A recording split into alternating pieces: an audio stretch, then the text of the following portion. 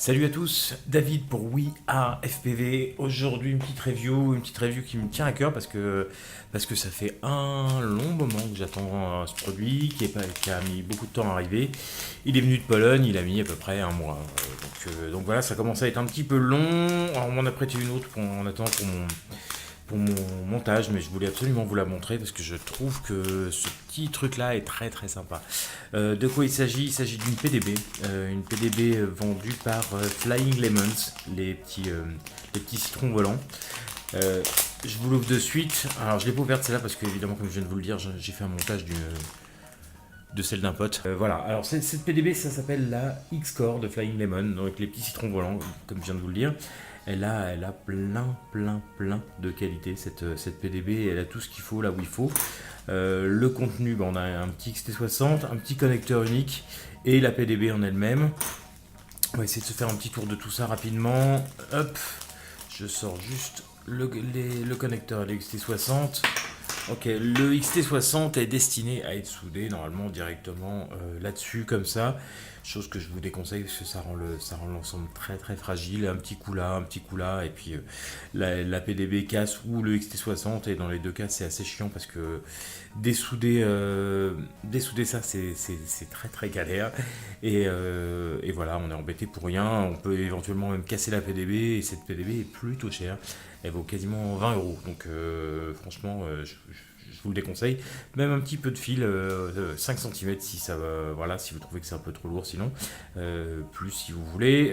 Et puis une vraie prise XT60 parce que celle-ci est vraiment destinée, comme vous pouvez le voir, à être soudée comme ça et pas à recevoir des fils. Voilà, donc pour moi c'est sans ça. La PDB en elle-même est plutôt chouette. On va regarder un petit peu ça en détail. Donc ça, vous l'avez vu, c'est l'entrée LiPo. Les ESC, on va voir ça aussi en détail. Ici, on a une petite surprise qui est une entrée complètement destinée au Minimo SD.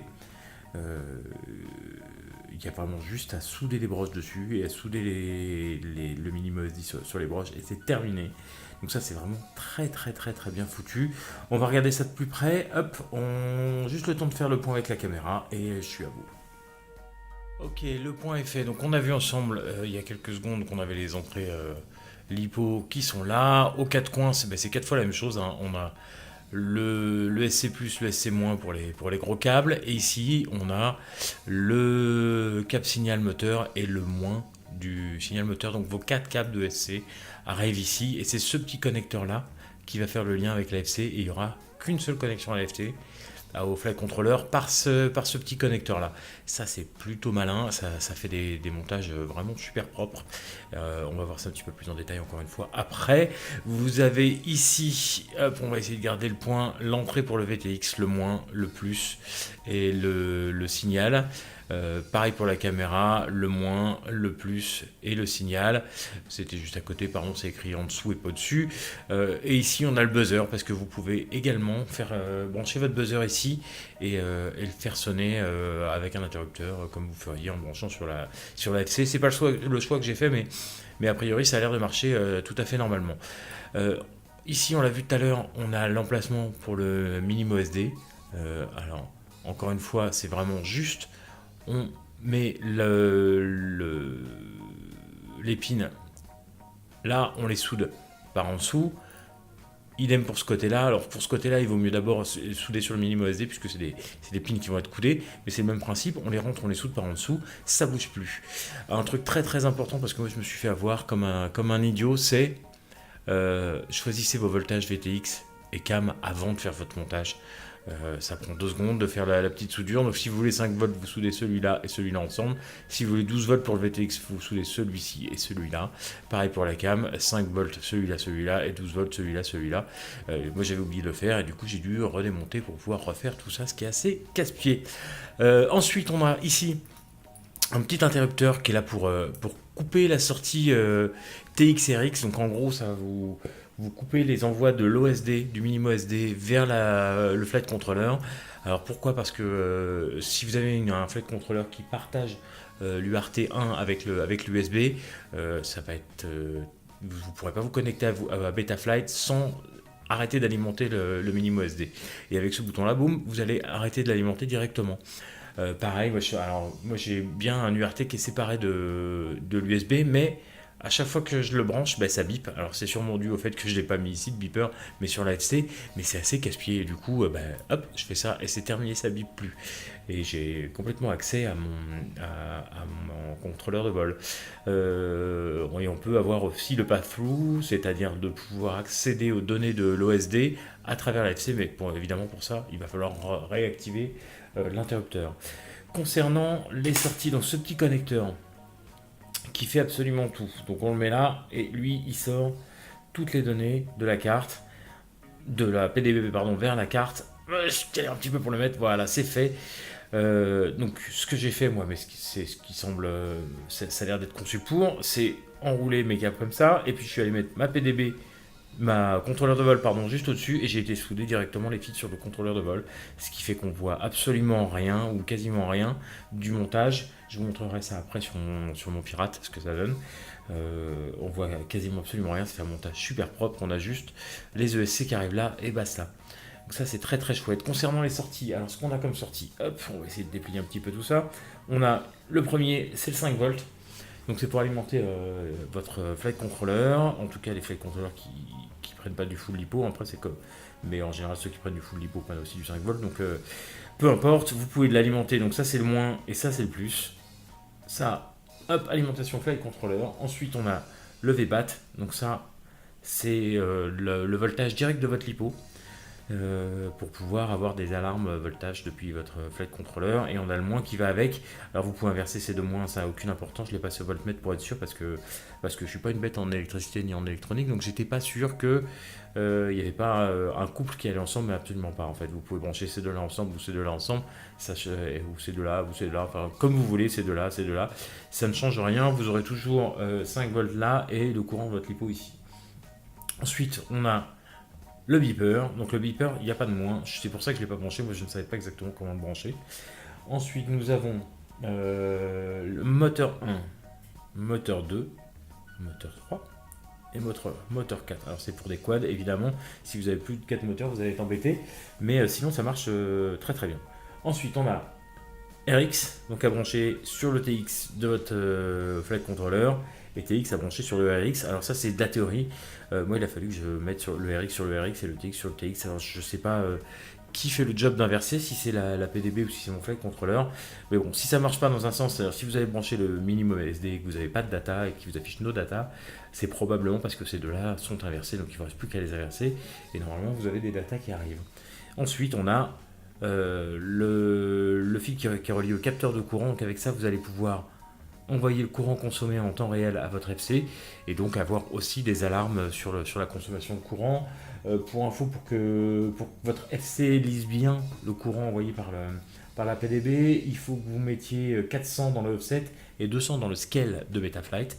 Et puis pour le voltage, ça c'est très très simple à calibrer, hein. Vous branchez votre batterie, vous mesurez sur votre batterie le voltage avec un voltmètre, et puis vous regardez dans Betaflight et vous ajustez le paramètre qui va bien pour pouvoir avoir la même lecture dans Betaflight et sur votre voltmètre. Voilà pour le tour d'ensemble. Franchement, cette petite PDB, elle vaut 20 €, mais elle est absolument géniale. Elle passe pas sur tous les quads, il faut avoir un petit peu de place, elle est quand même assez grande. Vous voyez, entre là et là, ça fait 30,5, donc vous imaginez, je ne sais pas combien elle fait exactement, mais ça fait pas loin de 4 cm, ou peut-être même un petit peu plus dans ce sens-là. Super PDB, ça passe pas dans toutes les frames. Par exemple le QAV, je sais pas si ça passe, je crois pas, je crois que c'est un tout petit peu petit. L'Alien, aucune idée. Par contre ça passe à coup sûr dans la Pirate Frame. Si jamais vous avez besoin de dimensions parce que vous avez envie de l'acheter et que vous voulez vous assurer que ça rentre, eh bien, mettez un petit commentaire en bas, hein, dans la vidéo, et puis je vous prendrai les mesures, je vous les enverrai, je vous répondrai aux commentaires. Voilà pour la présentation générale. Je vais vous montrer ce que ça donne une fois monté sur mon pirate, pour que vous puissiez avoir une idée de ce que ça fait et à quel point c'est propre. Voilà, le temps de démonter la top plate et je vous montre ça. Ok, mon pirate, un petit coup de pub pour l'un de mes magasins en ligne préférés. Entre autres, il y en a deux, trois que j'aime bien, mais dans les shops français, celui-là est très très bien. Un petit coup d'œil sur ma pirate. Vous voyez, le montage est plutôt propre. Je vais essayer de vous montrer ça. J'ai laissé beaucoup de fils en dessous. On peut en enlever hein, entre la FC et la PDB, franchement, et faire ça encore plus propre. Mais enfin, dans l'ensemble, il n'y a pas grand-chose qui dépasse. Voilà, j'ai déjà dévissé la top plate, donc je vais vous l'enlever pour que vous puissiez voir un peu l'intérieur. Hop, voilà. Alors, je suis pas un master des soudures, mais enfin, dans l'ensemble, ça reste quand même très très propre. Vous voyez qu'il n'y a euh, que les ESC qui sont reliés à la PDB. En tout cas, c'est ce qu'on voit en apparent de l'extérieur. À l'intérieur, on voit évidemment plus le récepteur et le buzzer devant, mais à part ça, le reste est connecté directement via ces petits fils qui sont les fils que vous avez vus de la PDB, donc ces fils-là, hein, hop, qui arrivent directement par en dessous. Je vais vous enlever la FC qui est une Fury F3. Il y a déjà une petite review sur la chaîne de cette carte-là. Je vais vous enlever la FC pour que vous puissiez voir à quel point c'est sympa et à quel point c'est propre. Voilà, allez hop, je vous fais ça en accéléré.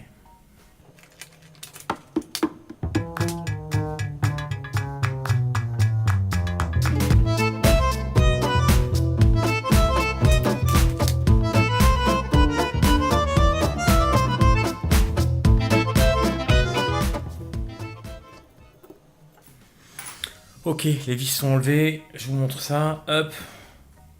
Alors je vais pas avoir beaucoup de place parce que j'ai serré un petit peu les câbles par là, et ça va gêner un petit peu aussi.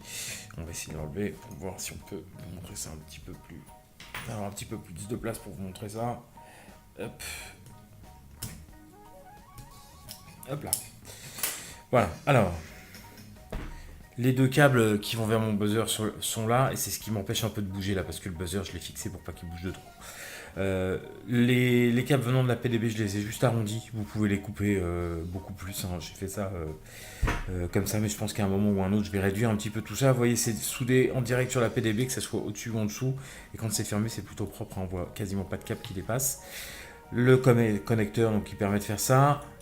Le mini SD qui a sa petite place. Je vous montre avec et sans. Hop. Voilà. Donc c'est vraiment ultra simple à mettre en place. Comme je vous ai dit, on soude les 4 broches arrondies ici, les 5, je fais 5 je crois, 1, 2, 3, 4, 5, 6, pardon, 6 broches droites là. On soude, bah là je peux pas vous montrer, mais sous la PDB, de l'autre côté ici, je peux vous le montrer là. On soude de ce côté là les broches pour plus que ça bouge, et c'est terminé. Je vous conseillerais quand même de flasher avec Arduino avant, parce que je sais pas si on peut le faire à travers, là j'ai pas essayé. J'ai flashé Arduino avant, et par contre on a accès à MW OSD sans souci à travers le contrôleur de vol. Donc tout ce qui est paramétrage après de l'OSD, vous pouvez le faire en décalé. Le flashage, je suis pas certain, donc je vous conseillerais pas de le faire, ou essayer, et puis vous me dites dans les commentaires si ça marche, ça m'intéresse de savoir. Voilà, minimo SD, les ESC qui sont connectés là, le récepteur, mais ça on s'en fiche un petit peu pour cette vidéo là. Et il me reste juste le câble de buzzer que j'ai pas mis, que j'ai coupé pour pas que ça fasse de short, de court-circuit, pardon. Et voilà, et ben le reste c'est la PDB que je vous présente depuis tout à l'heure, donc qui s'appelle la X-Core de Flying Demon, qui est vraiment, d'après moi, une bonne PDB. Encore faut-il qu'elle passe dans votre frame, donc vérifiez. Vous voyez, dans la Pirate, il y a vraiment de la place de tous les côtés. Dans la Pirate, on met le câble d'alimentation vers l'avant, mais vous pouvez le mettre où vous voulez, que ce soit sur les côtés, vers l'arrière. Peu importe, c'est vous qui voyez en fonction de votre frame et de vos goûts. Voilà, bah écoutez, j'espère que cette petite review vous a plu. C'est vraiment une PDB que je trouve très très chouette, donc je ne saurais que vous la conseiller. Vraiment dédiée au frame en X, et ça fait vraiment un boulot super propre. Voilà, c'était David pour WeAreFPV. Comme d'habitude, n'hésitez pas à vous abonner, à liker, à partager. C'est ce qui fait vivre un peu plus la chaîne et qui nous motive encore plus à vous fournir du contenu régulier. Voilà, David pour WeAreFPV. Merci beaucoup et à bientôt.